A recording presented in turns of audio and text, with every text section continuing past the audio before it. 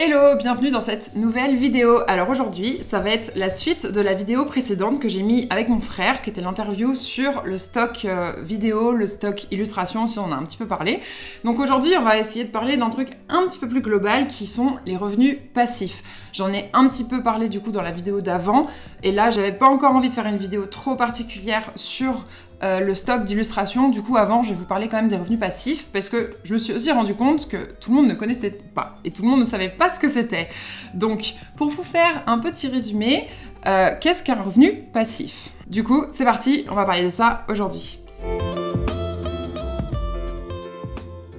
Alors, un revenu passif, c'est le fait de générer un revenu en travaillant une fois, mais qui va vous rapporter de l'argent un peu tous les mois, tous les trimestres ou tous les ans. Donc c'est assez simple, on en entend pas mal parler sur d'autres métiers. Si vous êtes comme moi et que vous regardez beaucoup YouTube, vous allez voir que si vous tapez Passive Income sur YouTube, vous allez avoir beaucoup de vidéos. Mais en France, en tout cas dans le contenu francophone, j'en entends pas trop parler, en tout cas pas chez les créatifs. C'est pour ça que je pensais qu'il était quand même important de faire une vidéo là-dessus pour pouvoir un petit peu vous amener sur ce sujet et commencer à introduire les bases d'un revenu passif pour un créatif. Alors comme je disais, les Américains, j'ai l'impression qu'ils ont plus compris le principe. C'est de eux que je tiens un peu toutes mes références. J'ai 3 personnes que je suis depuis un moment qui vraiment m'inspirent sur tous ces sujets-là et dont j'ai vu pas mal de contenu parce qu'ils en parlent beaucoup. C'est Kat Coquillette, qui est américaine, illustratrice. Gégine Beur, qui elle aussi est illustratrice et graphiste américaine. Et Ali Abdaal, si vous connaissez pas Ali Abdaal sur YouTube, il faut vraiment que vous y alliez, ce mec est trop bien, qui lui est anglais, et les 3 parlent de passive income, du coup de revenus passifs vraiment dans leur thématique, mais c'est que des choses qui peuvent vraiment nous intéresser, nous, en tant que créatifs, et dont on peut vraiment s'inspirer. Donc je vous mets tout de suite les ressources en bas dans la description, donc n'hésitez pas après à aller voir les contenus que je vous ai mis dans les liens, parce que c'est vraiment, on va dire, il y a 2 articles, une formation et une vidéo YouTube, et les 3, vraiment si vous voulez aller plus loin, allez les voir, c'est mes tops dans mes ressources pour le passive income, donc n'hésitez pas à aller voir ces 3 liens. Alors pourquoi un revenu passif, c'est intéressant en tant que créatif? J'ai mis 3 points. C'est un moyen de générer des revenus à côté de son activité principale. Parce que je pense que comme moi, vous êtes la plupart tous en freelance, du coup on a tous des revenus actifs. Donc c'est-à-dire une mission avec un client, on fait la mission, on est payé, terminé. Donc ça pour moi c'est un revenu actif. Un revenu passif, ça va être une autre source du coup de revenus qu'on va pouvoir additionner pour qu'au final, on va pouvoir prendre un petit peu de l'un et un petit peu de l'autre pour se faire un revenu global sur l'année et générer un chiffre d'affaires. Le deuxième point, c'est permettre d'avoir des revenus quand on veut créer que pour nous. Je sais que c'est l'une des plus grosses frustrations qu'on a en tant que créatif, c'est qu'on n'a plus l'impression de créer pour nous, qu'on a l'impression qu'on crée juste pour des clients, juste quand on a une commande, et quand on crée pour nous, on se sent toujours un petit peu frustré parce que ça va rien nous rapporter, alors que ça peut être vraiment avec tout ce que je vais vous donner après, de toute manière, vous allez voir, il y a plein de moyens de faire de l'argent sur ce que vous créez aussi pour vous, si vous en avez envie, bien sûr, mais qui peut être intéressant justement pour monétiser son propre contenu, ses propres créations. Et du coup, ça permet aussi de maximiser ses chances de réussir dans sa carrière de freelance créatif. Bon, je pense qu'on a tous vu ça, comme je vous disais juste avant sur YouTube, de maximiser ses chances de réussir en faisant de l'argent en dormant, avec des revenus qui vont nous rapporter des millions et être riche. Bon, de mon point de vue, je vais dédramatiser ça et l'enlever de sur la table tout de suite. On va pas devenir millionnaire, on va pas devenir riche. Ça, je pense qu'il faut pas non plus se faire des idées et penser qu'en commençant un revenu passif, on va devenir riche tout de suite et que ça va se faire comme ça en claquant des doigts. Non, c'est pas du tout comme ça que ça marche. Ça, j'ai réussi un peu à prendre du recul là-dessus et en me disant, bon, ça va être vraiment, comme je dis, une source de revenus supplémentaire au début qui va être toute petite, donc ne comptez pas être riche tout de suite avec ça, c'est pas possible, mais au fur et à mesure des années, parce que oui, ça prend des années, on va peut-être pouvoir commencer à établir une base très solide qui fera que même quand on va créer pour nous, même quand on va partir en vacances, on va quand même avoir un petit peu d'argent qui rentre. Et c'est ça l'objectif pour moi, c'est vraiment d'ici quelques années, parce que effectivement, moi j'ai plutôt un plan sur 5-10 ans, je puisse lancer des projets et je puisse créer pour moi pendant des mois entiers si j'ai envie. L'idéal, ce serait d'avoir 3 mois entiers pour moi où je me dis, ok, là, je ne bosse sur rien du tout, je fais vraiment des projets pour moi, mais j'ai encore de l'argent qui rentre. C'est vraiment à ça que ça va servir, ça va être l'intérêt principal de générer des revenus passifs. Alors, comment générer ces premiers revenus passifs? Je vous ai noté 1, 2, 3, 4, 5, 6, 7, 8 points. Je sais, c'est un petit peu beaucoup. J'avais envie de vraiment vous donner le maximum de points possibles qui est possible de faire en revenu passif. Je vais pas creuser dans tout parce qu'il y en a certains que vous connaissez très bien et où on peut très facilement trouver les réponses sur internet, mais au moins vous avez l'éventail de tout ce qui est possible pour pouvoir un petit peu aussi vous dire en fait, c'est peut-être pas si compliqué, c'est peut-être pas non plus hors de portée, il y a même peut-être des choses que vous faites déjà aujourd'hui et où vous pourriez passer peut-être un peu plus de temps pour que ça vous rapporte encore plus. Bon, forcément, c'est des revenus passifs pour créatifs que j'ai marqués dans les points, c'est pas pour tous les métiers, mais il y a toujours moyen d'adapter, donc si ça vous intéresse parce que vous êtes créatif, que ce soit illustrateur comme moi, graphiste, musicien, web designer, c'est pour vous. Alors le premier, c'est plutôt revenu passif, du coup pour illustrateur ou créatif comme un artiste, donc c'est d'avoir une boutique en ligne. Alors la boutique en ligne, il y a deux façons de faire, donc il y a la façon demi-passive. À chaque fois que je vais dire demi-passive, c'est-à-dire que on travaille dessus, il faut continuer un petit peu à travailler dessus, mais c'est pas un boulot à temps plein non plus. Donc ça, pour moi, c'est du demi-passif. Donc le fait d'avoir une boutique en ligne demi-passive, donc c'est une boutique en ligne comme on voit chez la plupart des illustrateurs, on a notre propre site web, on fait le dessin une fois, qu'on peut vendre plein de fois. Donc ça, c'est du passif. Ce qui n'est pas passif pour moi, c'est le fait de devoir faire des colis. C'est pour ça que je mets pas beaucoup de choses sur ma boutique, c'est parce que devoir faire les colis, devoir faire du coup les commandes, les mettre à la poste et tout, ça c'est pas du tout du passif, ça prend énormément de temps. Et il faut vraiment le vouloir, vraiment avoir envie de le faire. Donc, pour moi, ça, c'est de la façon demi-passive d'avoir une boutique en ligne. Si vous voulez avoir une boutique en ligne 100% passive, il n'y a pas le choix, il va falloir passer par une plateforme de print on demand. Donc, je pense que vous en connaissez. Je pense que si je vous dis Redbubble, si je vous dis Society6 ou encore Castify, je pense que ça va vous parler. Vous avez déjà vu un petit peu ces sites en ligne. Donc ça, c'est du 100% passif pour le coup parce que vous faites une fois votre illustration, vous la mettez sur le site et après, les clients commandent, c'est eux qui gèrent les commandes, c'est eux qui envoient, vous n'avez plus rien à faire. Donc ça, c'est du 100% passif. Il y a des gens qui se font des revenus, genre avec Society6 par exemple, je vous parlais de 4 coquillettes tout à l'heure, qui se fait environ entre 10 et 15 000 $ par mois sur Society6. Donc c'est tout à fait possible. Effectivement, c'est beaucoup de boulot. Elle, ça fait 10 ans qu'elle fait ça. Donc, comme je vous disais, prendre bien en compte que c'est plusieurs années, mais c'est tout à fait possible. Donc si c'est un truc qui peut vous plaire, n'hésitez pas à regarder ces sites-là. Je vous les mets aussi dans les ressources qui sont juste en dessous de la vidéo. Le deuxième point, je pense qu'aussi on en a tous entendu parler en tant qu'illustrateur, c'est Patreon. Donc, qu'est-ce que c'est que Patreon? Si vous ne connaissez pas, n'hésitez pas à taper sur YouTube ou à taper, même dans Google, vous allez tomber sur 10 000 articles qui parlent de Patreon. Donc ça, c'est un revenu demi-passif. Pourquoi? Parce que vous allez créer pas mal de contenu qui va rester sur la plateforme. Donc même les gens qui viennent de s'abonner, ils vont pouvoir voir tout ce qui est déjà dessus. Donc vous n'avez pas besoin de les recréer 36 fois. Ils sont déjà là. Donc ça, c'est top. C'est déjà des choses que vous n'allez pas avoir besoin de répéter et de remettre encore plus de travail par-dessus. Mais par contre, il faut continuer à créer des choses pour Patreon. Et généralement, moi de mon point de vue, quand on a un Patreon, il faut proposer des choses un peu toutes les semaines. Après, chacun a son rythme et chacun propose un contenu plus ou moins gros, mais il faut vraiment en mettre régulièrement. Du coup, c'est pas vraiment passif. Après, le fait qu'il y ait beaucoup de gens qui s'inscrivent sur votre Patreon, plus vous en avez, tout simplement, plus ça va vous rapporter de l'argent pour la même dose de travail. Donc ça, par contre, c'est hyper intéressant pour le coup. Donc, à vous de voir si vous voulez travailler plutôt pour des clients à faire en one-shot ou si vous avez envie de plutôt proposer du contenu autour de votre métier sur Patreon pour qu'il y ait des gens qui viennent vous voir et qui s'abonnent pour pouvoir apprendre des choses, voir des choses que vous faites, vraiment aller plus loin dans la relation qu'ils ont avec vous. Ce Patreon, ça sert à ça. Troisième point, je reviens sur le point de la vidéo précédente qui est le stock. Le stock image, le stock vidéo, stock graphique. Ça, il y a plein de façons de faire du stock et je pense que pratiquement dans tous les métiers, on a des plateformes dédiées de stock. Donc c'est très simple. C'est hyper facile à mettre en place. N'importe qui peut le faire. Après, comme je disais dans la vidéo précédente, c'est de la masse, il faut en faire beaucoup, mais alors là, c'est vraiment facile, c'est à la portée de tous. Pour vous donner des exemples, par exemple, un web designer, il peut très bien faire des templates de sites et les vendre sur ThemeForest.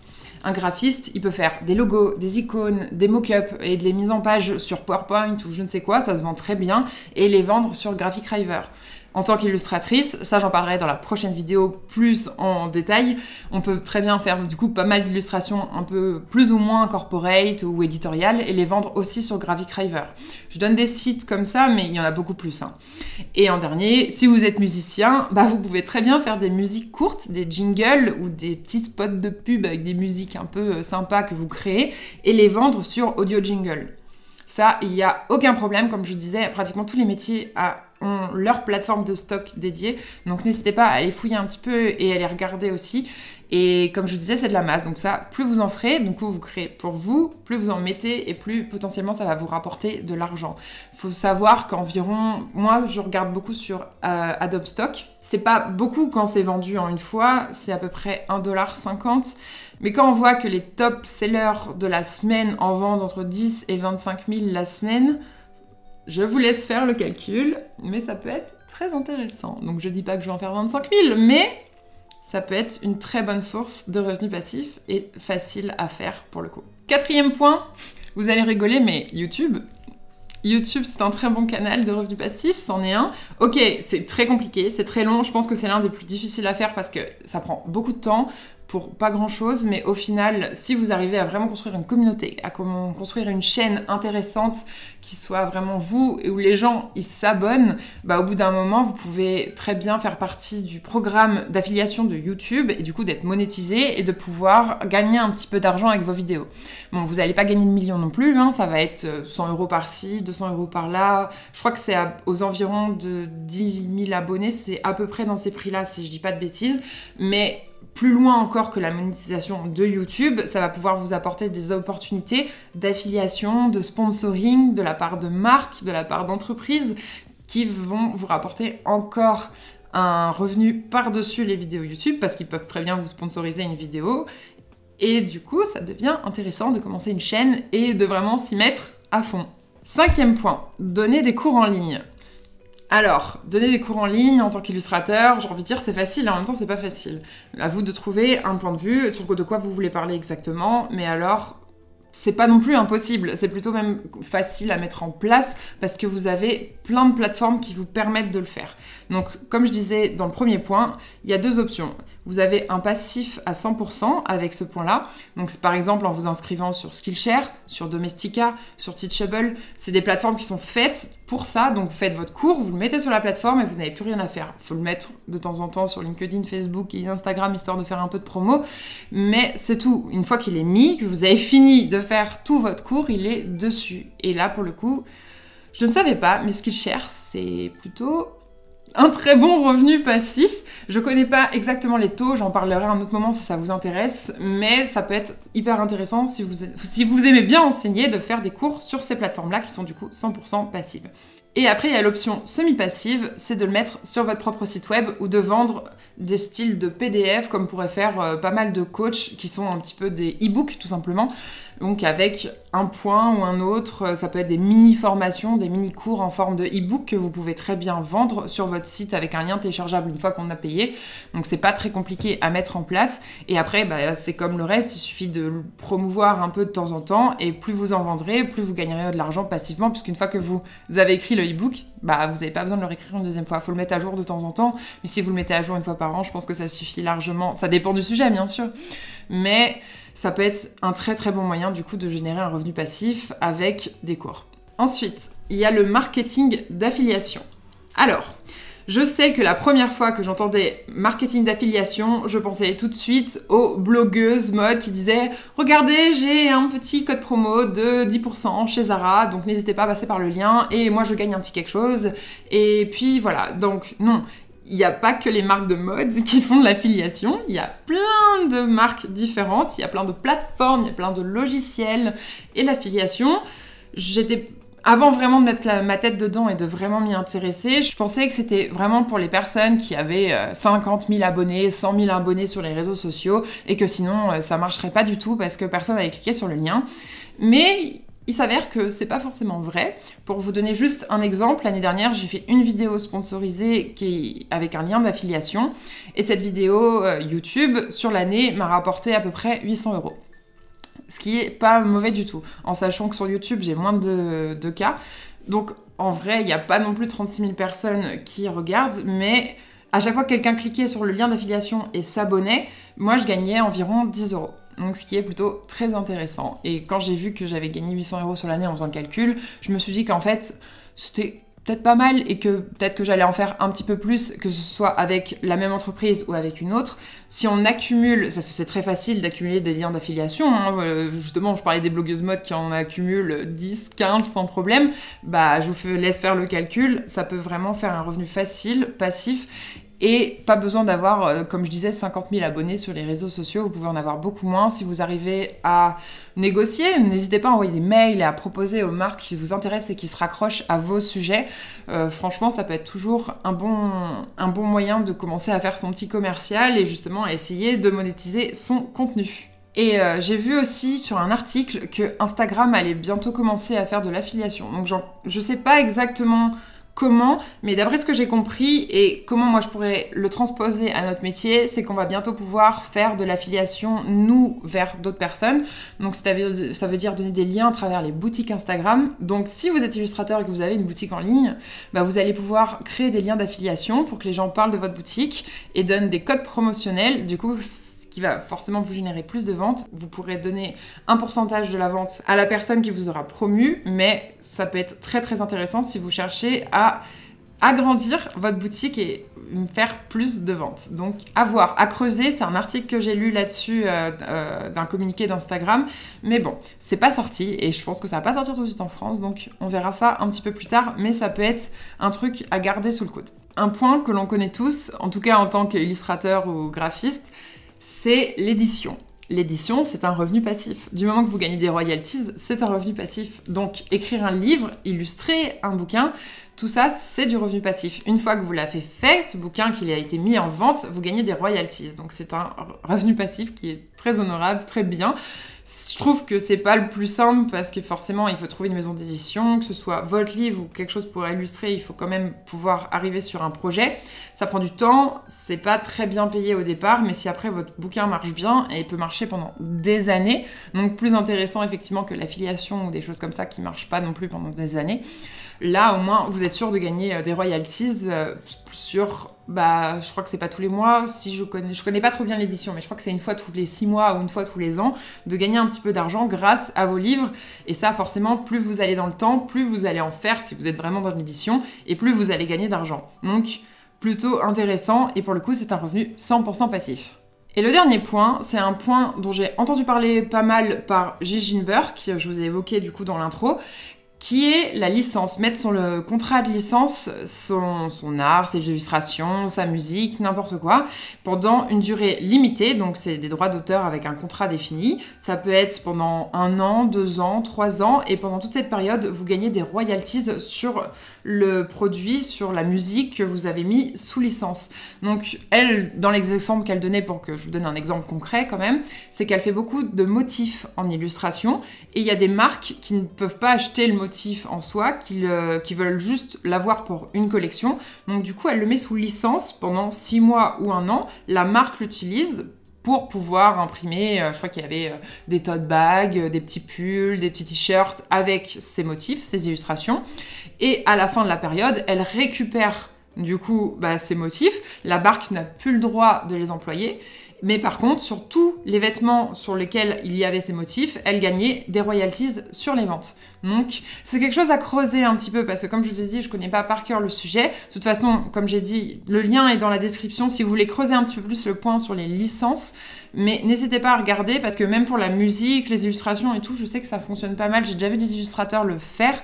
Donc ça, n'hésitez pas à aller creuser un petit peu le sujet parce que pareil, c'est un revenu passif qui est plutôt facile à mettre en place si vous avez déjà pas mal d'illustrations dont vous ne vous servez pas. Donc, allez, regardez, ça peut être très intéressant si vous êtes illustrateur.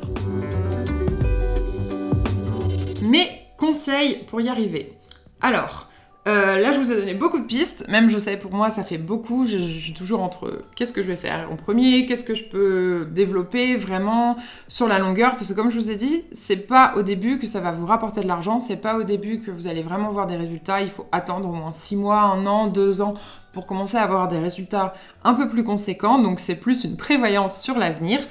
Donc mes petits conseils là-dessus que j'ai réussi à m'imposer maintenant, c'est Sur la création, mettez-vous du côté du client. Donc, si je parle par exemple pour du stock ou pour des cours en ligne, mettez-vous du côté du client. Qu'est-ce que les gens vont acheter ?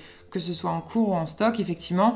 Qu'est-ce que les gens ont envie d'apprendre pour des cours ? Qu'est-ce que les gens ont envie d'acheter pour du stock ? Et créer en fonction. Si vous dessinez comme moi et que vous dessinez tout le temps la même chose, au bout d'un moment, est-ce que vraiment ça va s'acheter? Est-ce que ça va vraiment être efficace sur certaines plateformes? Peut-être qu'effectivement, dans le stock, ça va pas du tout marcher, mais pour la licence, ça va marcher du feu de Dieu. Alors, regardez un petit peu les différentes options, regardez un petit peu ce qu'il y a, mais quand vous créez, n'hésitez pas à vous dire qu'est-ce que j'aimerais bien acheter, qu'est-ce que j'aimerais bien trouver sur Internet. Mon deuxième conseil, c'est changer votre mentalité sur comment se faire de l'argent. Alors, je sais que c'est très dur, je sais que c'est hyper tabou chez nous de parler d'argent, surtout dans les métiers créatifs. C'est pour ça d'ailleurs que tout le monde pense, c'est un vrai cliché, que quand on est créatif, on gagne rien et que c'est très très dur de s'en sortir. C'est une réalité, mais c'est pas une fatalité. On peut s'en sortir, on peut se générer des très bons revenus en étant créatif. Dans les 3 personnes que je vous ai données comme référence, ils en parlent parce que déjà ils sont américains ou anglais, ils ont un petit peu moins de mal à parler de tous ces sujets-là. Donc n'hésitez pas à changer votre mentalité sur comment vous faire de l'argent et essayer d'ouvrir un petit peu votre mentalité. Peut-être que vous allez découvrir des nouveaux sujets déjà qui vous passionnent et des projets sur lesquels vous aurez vraiment envie d'investir du temps et qui vous rapporteront de l'argent au final. Et d'ici quelques années, vous serez bien content. Et le dernier conseil, un peu comme tout dans la vie, soyez patient et soyez régulier. Comme je vous ai dit, ça va doucement, ça met du temps. Ce que je fais du coup pour m'imposer vraiment à faire des illustrations de stock ou des vidéos YouTube ou toutes ces choses-là, c'est que je me mets des objectifs par mois que après je redispatche par semaine et le tout vient compléter des objectifs annuels. Donc ça m'oblige à garder le cap et à garder les yeux sur quelque chose qui ne me rapporte pas encore d'argent en me disant aujourd'hui si je fais 5 illustrations de stock, dans un mois j'en aurai tant, dans 6 mois j'en aurai tant, dans un an j'en aurai tant. Et effectivement, vous pouvez regarder la vidéo que j'ai fait juste avant avec Guillaume, c'est la masse qui compte, c'est le fait d'en avoir de plus en plus à proposer que forcément on a plus de chances de tomber sur vous et d'acheter un de vos produits. Donc n'hésitez pas à être régulier et patient pour pouvoir en faire beaucoup si vraiment vous avez envie de vous investir dans une des options de revenus passifs que je vous ai données. Le dernier point que j'avais envie d'aborder, c'est un des points aussi que j'ai évoqué là juste avant, c'est que l'argent, va falloir qu'on en parle un petit peu, qu'on arrête de mettre un sujet tabou là-dessus. C'est pas parce qu'on est créatif qu'on ne veut pas d'argent. Au contraire, on a vraiment envie de vivre correctement. Du coup, c'est aussi en partageant des vidéos comme ça que j'ai envie d'ouvrir un petit peu nos mentalités et nous dire que en fait c'est peut-être possible de gagner au final d'ici quelques années, je sais pas, moi mon but dans la vie ce serait quand même de gagner 10 000 € par mois, donc pour pouvoir en vivre correctement et pouvoir lancer des projets, oui je lance des chiffres comme ça sur YouTube, je dis j'aimerais bien, je ne gagne pas du tout ça aujourd'hui, mais alors pas du tout, donc on va dire que je commence au même niveau que vous. C'est vraiment une série de vidéos que j'ai envie de faire sur le long terme où on va découvrir tout ça ensemble. Je vous fais un peu là un rattrapage de tout ce que je viens d'apprendre sur l'année qui vient de s'écouler. Donc on va tous commencer au même endroit. Mettez-vous des objectifs pour dans un mois, dans 6 mois, dans un an. Mon objectif perso, ce serait à la fin de l'année 2021 de me faire 500 € de revenus au total en revenus passifs. Donc d'aujourd'hui jusqu'à la fin de l'année. Je vise assez bas mais pas trop bas non plus pour essayer quand même de m'investir et du coup j'aimerais bien viser beaucoup plus, doubler voire tripler l'année prochaine. Donc pour ça j'ai divisé par comme je vous ai dit par mois. Donc pour l'instant au mois de mai mon objectif c'était de faire 10 images de stock, ce qui est assez bas donc je l'ai réussi à le faire sans problème. Là je double ce mois-ci, puis au fur et à mesure des mois je vais essayer de doubler à chaque fois le numéro pour qu'à la fin de l'année, je vous laisse faire le calcul, je ne l'ai pas fait, que j'arrive à plus d'une centaine d'illustrations de stock assez facilement sans que ça me prenne trop de temps d'un coup. Et du coup forcément moi ça me motive à m'y mettre et à me dire la fin de l'année ça va être ça, le fait d'avoir écrit tous les chiffres et d'avoir calculé, c'est plus simple je pense pour s'y mettre. Donc n'hésitez pas à laisser un commentaire en me disant si vous avez envie de vous y mettre et si vous avez un objectif, qu'on le partage entre nous et qu'on puisse essayer de se motiver ensemble pour pouvoir générer un revenu passif, que ce soit dans n'importe quelle des options que je vous ai mis ou pour n'importe quel métier. Moi, je serais curieuse de voir si vous avez envie du coup de vous y mettre après ou pas. Bon, petite conclusion quand même.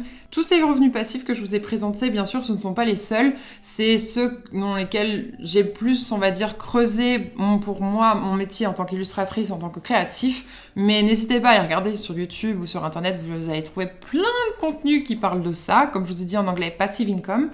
Donc, n'hésitez pas à regarder. Et puis, un revenu passif, c'est pas obligatoire. Tout simplement. Je tiens à le redire quand même. J'en parle beaucoup là parce que moi, c'est un sujet qui me passionne et que j'ai vraiment envie de creuser. Mais c'est pas obligatoire. Si vous voulez vraiment juste en rester aux missions freelance avec des clients ponctuels, vous pouvez. Il n'y a aucun problème. Vous pouvez très bien aussi régénérer un très bon revenu juste avec ça. Donc voilà. Pas obligatoire, mais pensez-y. Ça peut être un bon investissement pour le futur. Je vous ai mis toutes les ressources là, juste en bas. Donc, pendant que vous êtes en bas dans la barre d'infos, n'hésitez pas à mettre un petit j'aime et à vous abonner. Moi, c'est comme ça, l'algorithme, il est sympa avec moi. La prochaine fois, je ferai une vidéo sur l'illustration de stock plus spécifiquement. Donc, abonnez-vous, comme ça, vous aurez la petite notification quand je sortirai cette vidéo. Salut!